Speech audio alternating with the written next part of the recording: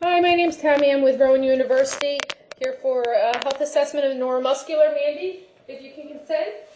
My name is Mandy Prowl. I consent to the neuromuscular exam for the assessment.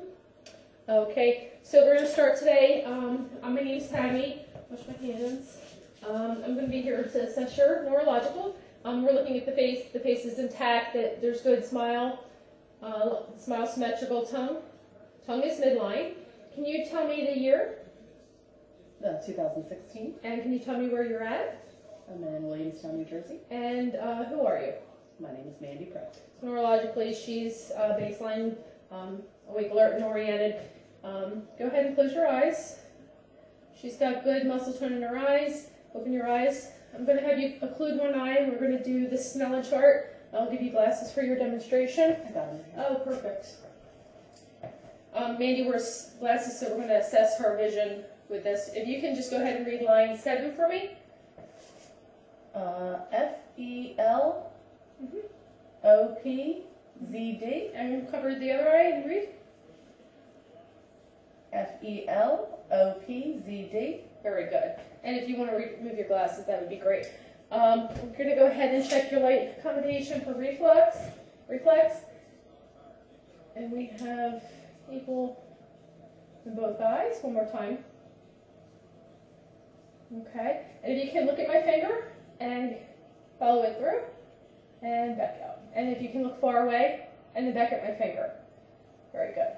And that's just demonstrating that her pupils are, within your test, that their pupils are reactive to change in position. I'm going to go ahead and occlude one of your nostrils. Take a deep breath. And the other. Now if you can close your eyes, I'm going to give you a smell. Can you tell me if it's sweet or sour? Okay. With your eyes closed. Sweet. Very good. And you can open your eyes. We're going to go ahead and take a look in your mouth. Quite often the olfactory cranial nerve 1 is bypassed, but it's an easy test to just have something sweet or strong and let them demonstrate what the smell is. You can open your mouth. We're looking for the tongue, the structure of the tongue. Say ah. Ah. Placement of the uvula, which is intact and midline, and then the gag reflex. She's gag. Yeah. And she has a good gag reflex. Sorry about that. So then we're going to open your mouth and close it, and clench your teeth. Checking for the mandibular joints, and they're nice and intact. Close your eye. I'm going to give you a sensation of soft or sharp, and I want you to tell me what you're feeling. Is that soft or sharp? Sharp. And soft or sharp? Soft. And we'll demonstrate. For video purposes, I'll just be doing the one side, but typically you would do both sides to get symmetrical and make sure that it's same on both sides. Okay. And a big smile, Mandy. Very good. I'm going to go ahead and have you shrug your shoulders. Okay. Turn your head against resistance. I'm not sure if we did this already, but we'll go back. And again on this side. And that's very good. I'm going to have you lift your arm up and pull against me. And then push. Okay. And then your arm straight up in the air, and then down. And then if you turn your arm this way, if you can just go ahead and pull it up, wrist her up and down. Very good. And we'll do the same on this side. So, pull your arm towards you and push away. Okay, up and down, and then with the hand. Turn your hand this way, and pull up and down. She's quite a strong one. Okay. I'm going to have your legs. Oh, I'm sorry, with your hands. I'm going to have you grip my fingers and pull. Okay. Not so hard. Strong. And pull. Okay, and spread your fingers and push. Hold the resistance. Very good. Spread your fingers and the resistance. And then your thumb, push down. Okay. We'll do the same on this side. Very good. Mandy, for a demonstration purposes, we don't have a place for you to lay down, so I'm going to have you elevate your legs here and we're going to demonstrate what we would do for a leg lift test. Typically, you'd have the patient lay flat, have them lift their leg, go ahead, against resistance, and then down against resistance. Also with bent knee. And you would check for the knee. What we're looking for is disc pain in the lower back or bulging and pain in the knees. And we'll do the same on the other side. Bend your knee, push it up, push down, and then straight leg. Any pain in your lower back? Push up. Nope. Okay. And then we're going to demonstrate by pushing the foot up, and okay, push down, and up. And she has good strength in both. Push up, and push down, good strength. And with the toe, we're looking for sensation in the foot, with the tuning fork. Any pain or discomfort? No?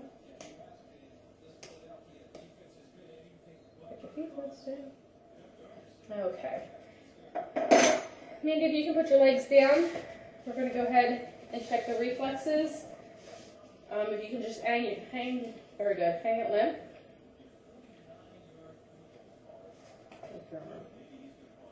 There we go. And you have good reflexes here. Relax. Okay. And relax your legs.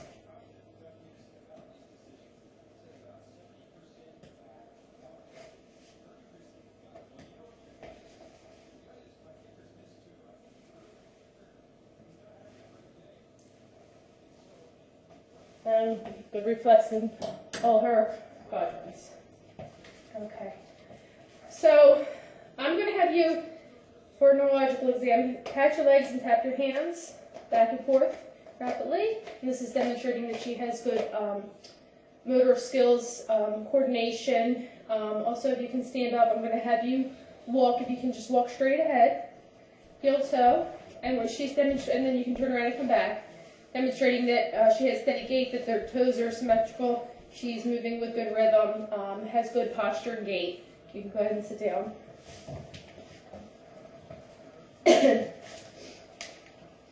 And then I'm going to have you put your arms straight. Actually, if you could stand straight up, I'm so sorry. Arms straight out, close your eyes, and put your fingers straight up. And just sit there for a second. This is demonstrating if there's any kind of a pronator's drift, another neurological assessment. Okay, your arms to your side and stand with your eyes closed. And we're turning. And there's no pronator's drift. Again, correlating that she has good balance and neurologically intact. You can have a seat. Okay. So Mandy, while you have your eyes closed, we're going to go ahead and assess. And what I'm going to do is I'm going to put objects in your hand. You're going to tell me if you can. First, we'll start out with the, I'm going to tell, if you can tell me what I'm drawing in your hand. All right? 3. H. And next one. 2. 1. Okay. And I'm going to put something in your hand.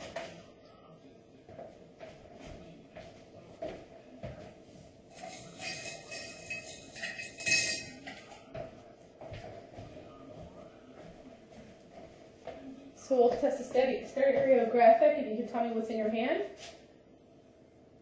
Quarter. Okay. And with the other hand? Dime. Dime. Okay. And if you can tell me if you can feel if it's sharp or soft? Sharp. Soft. Okay. And you're feeling in all your fingers? Mm-hmm. Very good. With the hearing conduction, we demonstrated the hearing test in the first initial assessment, so we would just conduct that with the wren. And so you're going to hear, I'm going to put this on the top of your head, you'll let me know if you hear it in both ears, one ear, both. And that's what we would want to hear. We'd want to hear that it was demonstrating equal sounds in both ears. Also with the back of the ear, tell me when you hear this. Hear it. And tell me when it stops. Stop. And you can hear it now too? Mm-hmm. A little bit. And tell me when it stops. Stop. Okay. Okay, so that's basically, and you would do it on both sides equally as well. That would demonstrate that bone conduction, air conduction is better, stronger and longer than bone conduction. And so, Andy, I'm going to have you go ahead and pull your fingers like this. One of the reflexes I neglected to test, that's good, is the inner arm. And I'm going to go ahead and demonstrate that.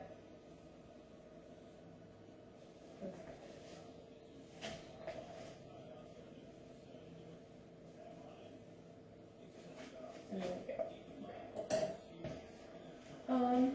And I think, did the legs, did the arms, oh, we'll have you stand up. And we're going to check your spine, scapular or evenly dispersed. There's no hyperprotrusion of the scapular blade.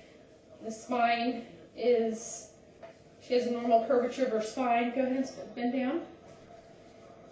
And no pain or discomfort in the spine. A nice change. Okay. And then last, going back to the reflex, there is a reflex test, but for privacy purposes, I won't, where you would demonstrate sensation towards the belly button, and as I'm actually feeling it, you can feel a contraction of the abdomen, which is what you want to hear. And also with the foot, if you can put your foot up, you would elicit across the bottom, if the toes were to spread with a Babinski, that would be an indication that there's some trauma or possibly a brain injury that would create a Babinski.